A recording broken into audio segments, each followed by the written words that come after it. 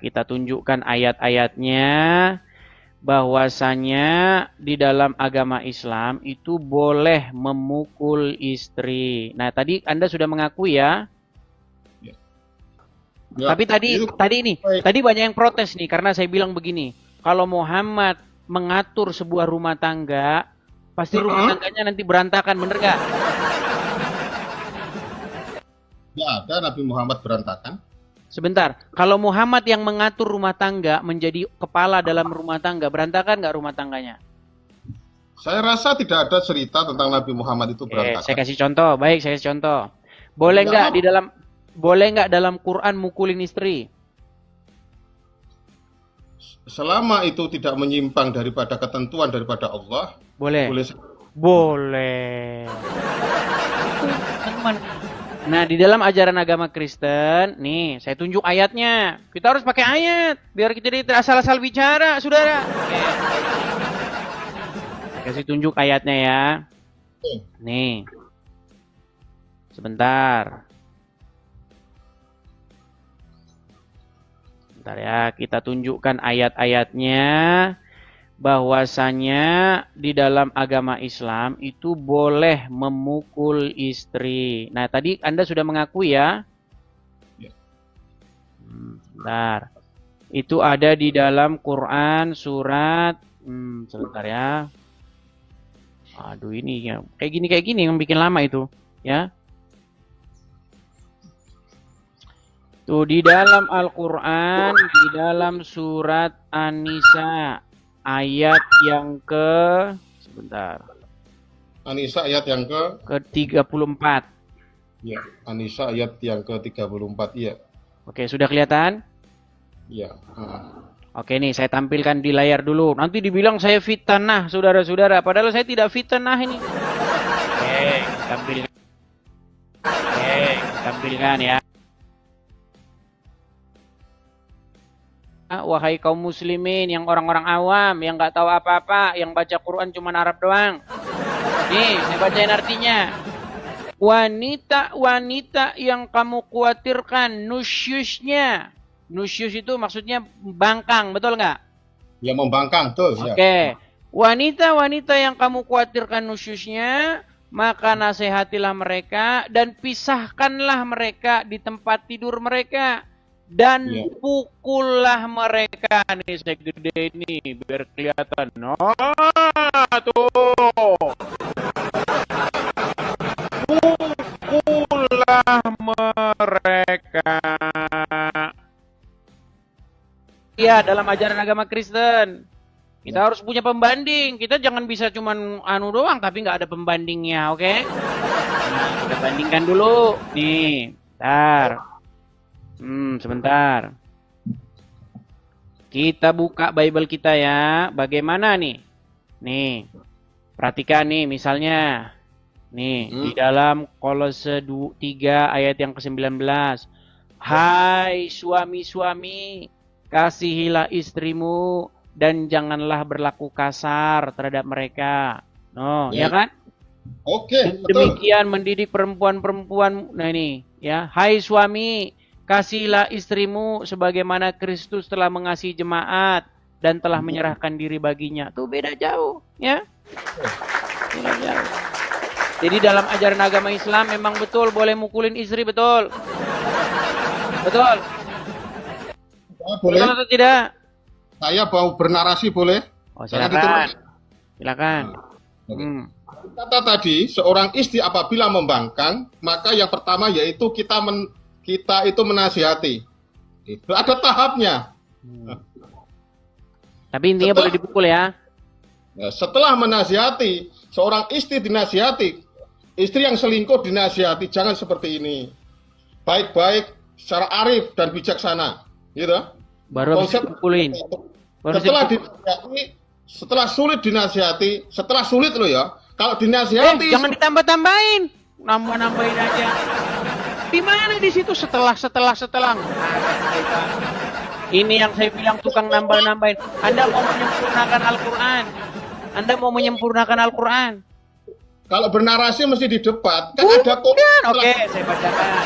Kita tampilkan lagi ayatnya, teman-teman. Karena mereka ini teman-teman menganggap Al-Quran tuh harus disempurnakan.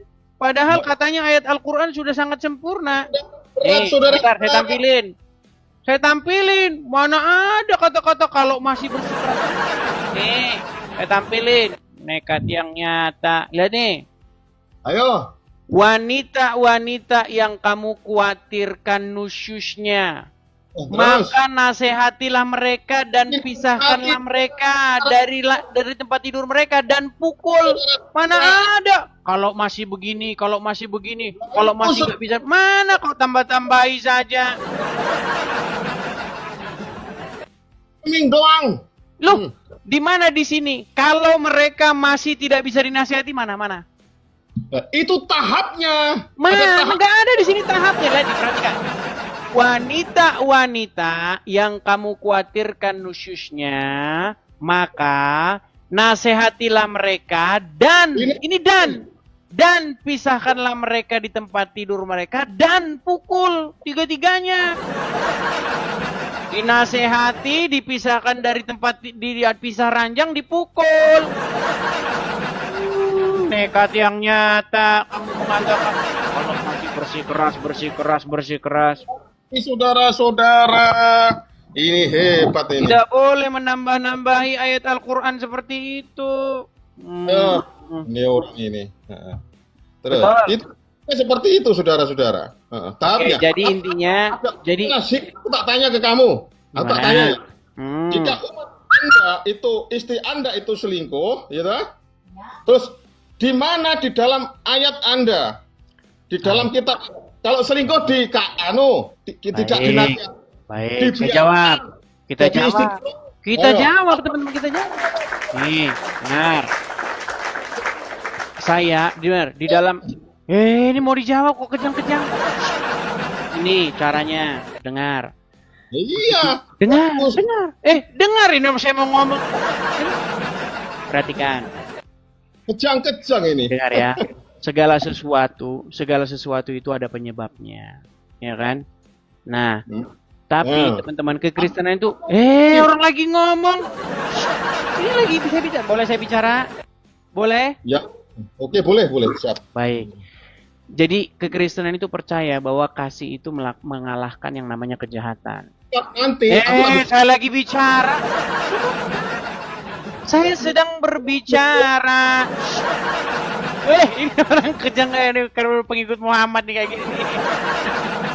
Menyelesaikan segala masalah dengan kekerasan. Ini pengikut Muhammad seperti ini, saudara-saudara. Mari kita selesaikan masalah dengan kekerasan. Ambil kayu. Betul. Beda dalam kekristenan, Bang. Kalau dalam kekristenan itu tidak ada kekerasan. Bagaimana kita itu diajari mengalahkan kejahatan itu dengan kebaikan. Terus? Iya. Seperti itu. Makanya mereka tidak heran kita melihat umat Islam pakai baju daster, lomba-lomba keras-kerasan suara di Monas. Iya. Kenapa umat Islam Kenapa umat Islam senang pakai baju daster, lalu teriak-teriak begitu, ya kan di Monas? Ya itu. Seperti itu. Ayo. Gimana? Sebutkan ayatnya.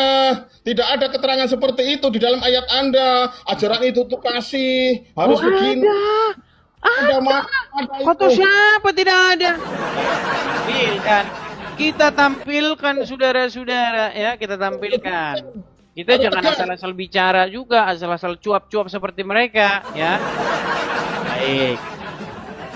Baik ya, nih. Sebentar. Mampus lo. Kita tampilkan supaya kita itu tidak perlu membalas kejahatan. Nih, misalnya nih. Ini ada banyak sekali ayat-ayatnya. Misalnya, iya, sebutkan. Tapi harus aja. Iya dong. Iya itu dong. Kita lihat ya. Tidak boleh memukul. Nah, gitu. Kalau ada, saya baru percaya. Ada, kata siapa? Baru kali ini saya. Misalnya, oke, baik, kita tampilkan. Oke, kita tampilkan ya. Ada berapa banyak ayat di sini? Sebentar. Kita tunjukin satu-satu ya. Nih, lihat nih. Pertama, misalnya kita buka di dalam Ibrani 10 ayat 30. Sebab kita mengenal Dia yang berkata, pembalasan adalah hakku. Akulah yang menuntut pembalasan dan lagi Tuhan akan menghakimi umatnya. Nih, perhatikan. Siapa membalas kebaikan? Oh, ini yang ini. Janganlah membalas kejahatan dengan kejahatan. Lakukanlah apa yang baik bagi semua orang. Loh iya ini. Hakkulah dendam dan pembalasan. Oh, banyak lagi ya. Nih, ini loh banyak ya. Masalah istri. Banyak sekali. Apa? Masalah istri. Tadi kamu ngomong masalah istri lain pihak. Ini gimana ini saudara-saudara? Nah, baik, saya jawab. Kita jawab teman-teman. Baik. Jadi begini, Bu Sori, saya balik dulu kamera saya, sabar. Nih, Bu Sori dengar. Di dalam Bible, kepala dari istri itu adalah suami. Dan kepala dari suami itu adalah Yesus. Apa yang Yesus ajarkan? Kasihilah sesamamu manusia seperti dirimu sendiri. Jangan membalas kejahatan dengan kejahatan. Nah, kalau kepala dari suami itu adalah Yesus, maka suami itu melakukan ajaran Yesus. Jadi kalau istri misalnya jahat kepada suaminya, bagaimana suami harus bertindak? Dikalahkan dengan kasih, seperti itu. Mana? Barusan dibilangin ayatnya gimana? Ayatnya mana lagi? Nah, makanya kalau Anda yang menjadi Tuhan dalam hidup Anda Muhammad, Robmu Muhammad, kalau istri pukul, hajar, nah itu ajaran agama Islam. Seperti itu. Framing gimana? Sebentar. Umat Muslim wajib nggak mengikuti apa kata Muhammad? Wajib. Sebentar, kalau suami nusyus atau membangkang diapain? Dinasihati. Dipukul nggak? Dinasihati nggak mau. Kemudian nggak ada kata nggak mau. Nasihati, pisah ranjang dan pukul. Nambah-nambahin kamu. Oke, itu. Sekarang saya tanya sebentar. Muhammad pernah mukul istrinya nggak? Kenapa? Muhammad pernah mukul istrinya nggak? Saya nggak pernah dengar. Nggak pernah dengar. Baik, mau saya kasih tahu. Muhammad mukul istrinya. Nggak usah, nggak perlu. Takut. Takut dia, saudara-saudara. Yang berat. Gimana?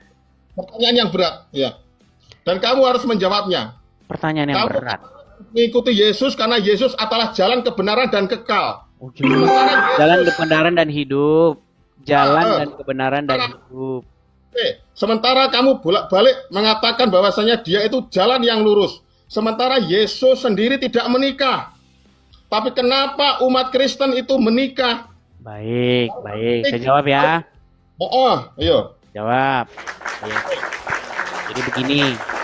Mengikuti Yesus itu artinya melakukan apa yang diajarkan. Yesus tidak pernah mengajarkan kamu jangan menikah. Nggak ada.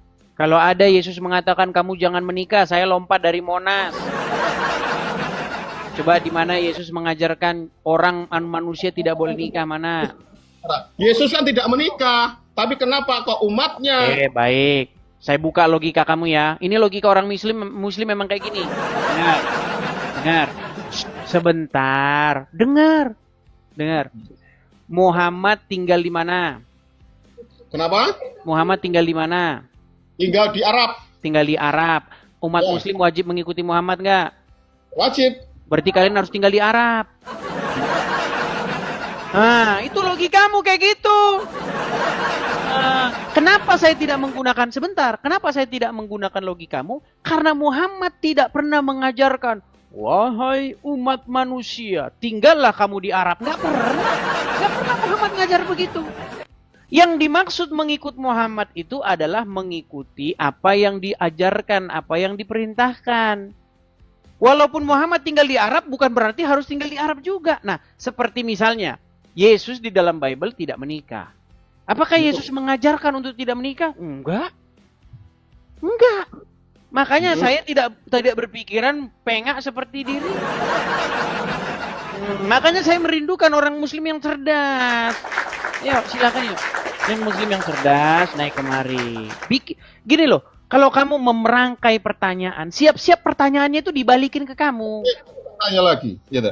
Mana Silakan.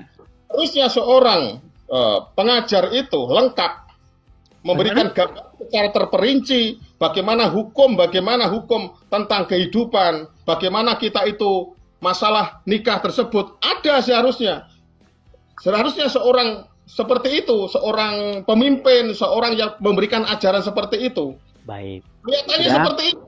Kalau giliran menguntungkan, seperti Yesus tidak menikah, kan tidak menguntungkan, ya tidak diikuti. Ada yang tidak menikah. Pastor-pastor di Katolik itu nggak menikah. Mereka ingin mengabdikan dirinya sepenuhnya kepada Tuhan. Sekarang kalau tidak menikah, mana ada sebutkan di kitab Anda bahwasanya pastor itu seharusnya tidak menikah. Nggak ada. Justru makanya itu saya bilang gerakan protes. Sebentar dulu, ini lagi ngomong. Dengar.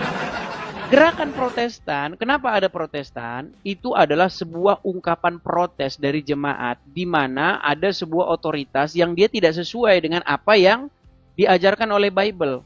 Sebentar, ini kita bukan mau bicara gini. Di dalam Bible tidak ada seorang penggembala, kepala jemaat, gembala jemaat wajib tidak menikah, itu nggak ada. Tapi ada yang memaksakan harus menikah. Sebenarnya itu pun tidak dipaksakan. Kalau kamu memang mau memutuskan untuk fokus kepada Tuhan, maka harus hidup tidak menikah. Tapi pada prakteknya, itu banyak membuat orang jatuh ke dalam dosa. Apa kata Paulus? Jika kamu tidak mampu hidup, saya bukakan ya, supaya kamu tidak jatuh dalam dosa. Nih sebentar, saya bukakan. Ini kata udah diajarkan oleh Rasul Paulus, ya. Nih, sebentar. Bentar. Saya tampilkan ayat-ayatnya. Kita kalau ngomong nggak asal-asalan. Nih, perhatikan. Yang ngajarkan Paulus atau Yesus? Paulus itu utusan Yesus. Jadi apa yang diperintahkan Paulus itu berdasarkan apa hikmat yang diberikan oleh Tuhan. Nah, saya tampilkan ayatnya. Oke, saya tampilkan. Kita tampilkan. Oke. Lihat ya. Perhatikan, kita akan membahas 1 Korintus pasal yang ke-7 ya. Nih, oke ya. Kita mulai dari ayat yang pertama. Perhatikan, tentang perkawinan. Dan sekarang tentang hal-hal yang kamu tuliskan kepadaku adalah baik bagi laki-laki kalau ia tidak kawin. Tetapi mengingat bahaya percabulan. Perhatikan. Mengingat bahaya percabulan, baiklah setiap laki-laki mempunyai istrinya sendiri dan setiap perempuan mempunyai suaminya sendiri. Hendaklah suami memenuhi kewajiban terhadap istrinya, demikian pula istrinya terhadap suaminya. Istri tidak berkuasa atas tubuhnya sendiri, tetapi suaminya, demikian pula suami tidak berkuasa atas tubuhnya sendiri, tetapi istrinya.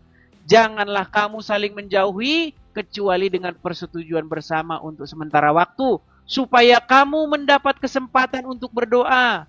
Sesudah itu hendaklah kamu kembali hidup bersama-sama, supaya iblis jangan menggodai kamu, karena kamu tidak tahan bertarak.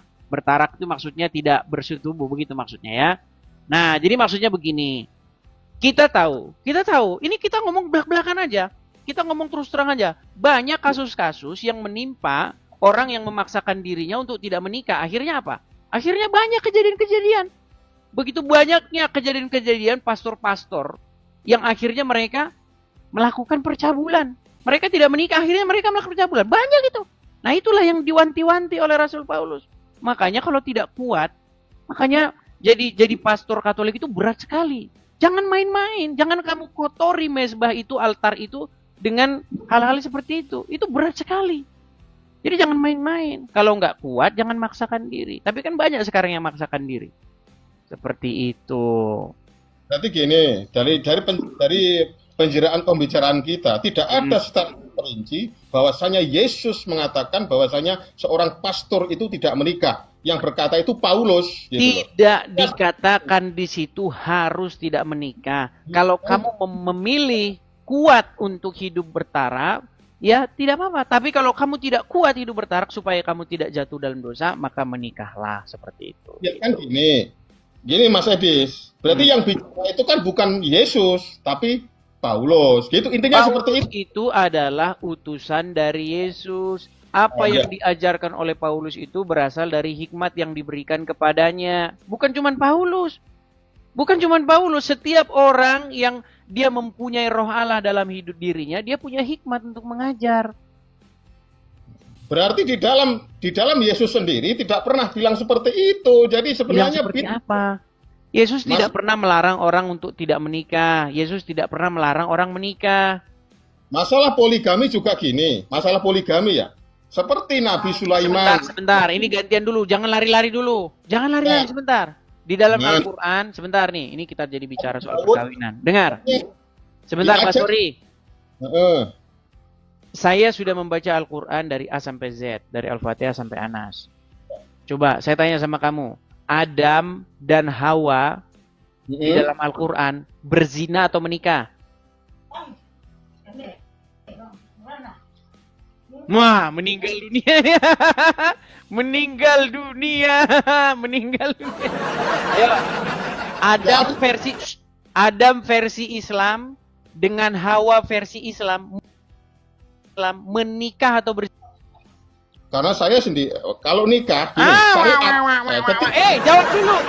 Adam dalam Quran, ini kita nggak bicara dengan Adam yang versi asli, dengar.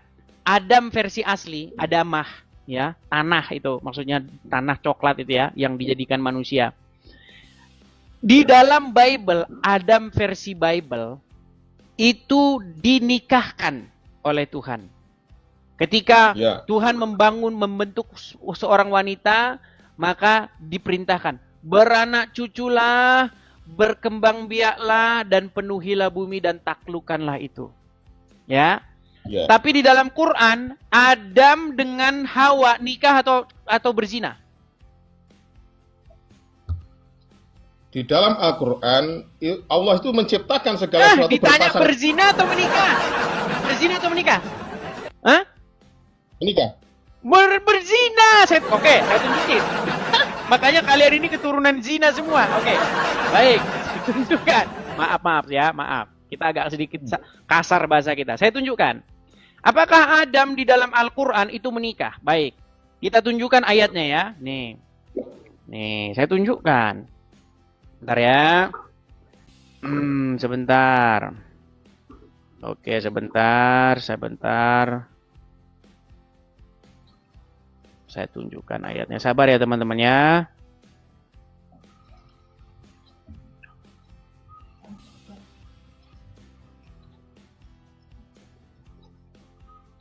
Oke.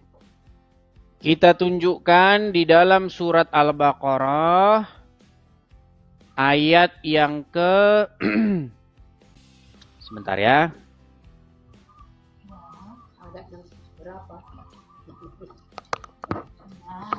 Sebentar. Di dalam Al-Quran surat Al-Baqarah ayat yang ke-36 ya. Al-Baqarah ayat yang ke-36. Oke. Kita mulai dulu dari ayat yang ke...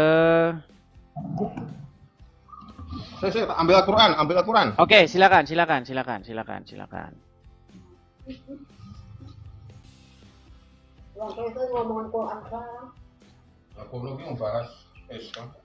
Sebentar ya, sambil kita tunggu ayatnya dalam Quran sebentar. Sini kita belum persiapkan karena temanya bukan ini sebenarnya.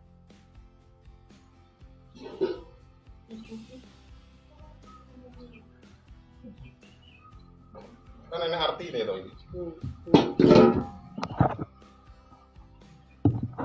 Berapa? Surat Al-Baqarah? Ya sebentar ya. 36. Bentar. Quran surat Al-Baqarah, surat Al-Araf aja, ke Al-Araf aja ayat yang ke-27. Kita buktikan bahwa Adam dalam Quran itu nggak dinikahkan, mereka berzina. Jadi makanya mereka ini, umat ini turunan zina. Ayo buka. Surat Al-A'raf ayat yang ke-27. Al-A'raf ayat juz berapa itu? Al-A'raf ayat yang ke-27. Juz berapa? Surat Al-A'raf juz keberapa? Ini nyari saya. Apa mau saya tampilkan saja di layar? Kadang framing. Oke, baik, kita tunggu dia, kita tunggu. Surat Al-A'raf, Al-A'raf ayat yang ke-27. Berapa Al-A'raf? Juz berapa Al-A'raf itu? Oke, surat Al-A'raf itu juz yang ke-8 dan 9. Juz 8 9. Enggak. Ya, juz ke-8 sampai ke-9 itu. Coba ketemu nggak di situ surat Al-A'raf? Oh ya oke. Oke, ayatnya yang ke-20 151. ayat yang ke-27. Kita mengajar orang Islam ya, teman-teman ya. Lah, kita sama-sama. Kadang protes. Iya, Protes. masalahnya Adam di Bible kalian tiru-tiru. Kitab niru-niru akhirnya jadi pusing sendiri. Ayo. Itu beda kok niru. Kamu itu yang framing. Iya, makanya akhirnya Adam jadi berzina. Oke. Kata-kata 100 berapa? Ayat berapa? 100 berapa? Ayat 27. Ya. Nama suratnya, halamannya. Halamannya udah beda-beda. Cetakan siapa dulu? Iya, terus. Oke, surat Al-A'raf ayat yang ke-27. Wahai anak cucu Adam, Oke. janganlah kamu tertipu oleh setan sebagaimana halnya dia telah mengeluarkan ibu bapakmu dari surga. Siapa ibu bapakmu dari surga itu siapa? Ibu bapakmu dari surga berarti dinikahkan oleh Allah, saudara-saudara. Sebentar, oke, sebentar. Terus dibaca lagi. Gimana ini? Ya, dibaca dulu, belum selesai. Mandakan mereka itu disahkan oleh Allah Subhanahu wa taala. Lanjut bacanya dulu. Ayo, Bacanya lanjut dulu. Terus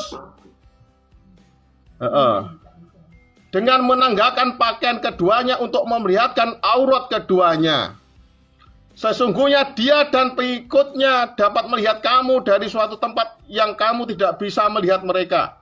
Sesungguhnya kami telah menjadikan setan-setan itu pemimpin bagi orang-orang yang tidak beriman. Baik. Terus. Jadi di situ, perhatikan. Di situ ada kata ibu bapakmu. Ibu bapakmu itu merujuk kepada Adam dan Hawa, betul? Ya, wahai anak cucu. Betul. Oke. Wahai anak-anak Adam, janganlah sekali-kali kamu ditipu oleh Satan sebagaimana ia telah mengeluarkan kedua ibu bapakmu, yaitu Adam dan Hawa, betul? Dari surga, dengan cara menanggalkan dari keduanya pakaiannya untuk saling memperlihatkan aurat mereka, betul? Betul. Oke. Pertanyaan saya, apakah Adam dan Hawa di surga itu menikah?